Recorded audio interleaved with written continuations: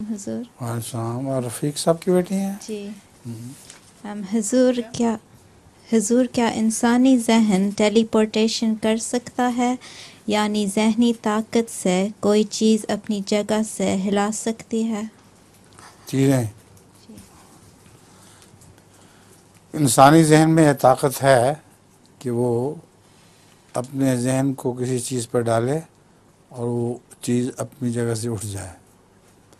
ہم نے خود امریکہ میں بھی یہ پروگرام دیکھا ہوا ہے، اور مری میں بھی ایک ڈاکٹر ہوا کرتا تھا، اس میں یہ طاقت تھی. وہ چیز پر توجہ کرتا تھا پلیٹ وغیرہ پہ تو وہ اٹھ جایا کرتی تھی. امریکہ میں تو نے بھی دیکھا تھا؟ ہاں، ہم نے پروگرام دیکھا تھا. وہاں ایک اسی قسم کی طاقتوں والے انسان نے وہ توجہ سے چیز ہلائی تھی اور اس کی ٹیلی ویژن اتاری گئی باقاعدہ، اور وہ بڑا خاص قسم کا پیچدار معاملہ تھا. انڈے کو وہ ہدایت کیا کرتا تھا کہ چکر لگا کے پھر پیچ رستے سے گزرو، تو عین اس رستے سے گزر کے تو اپنی منزل تک پہنچ جایا کرتا تھا. تو یہ ہونا ممکن ہے، ایسا ہوتا ہے.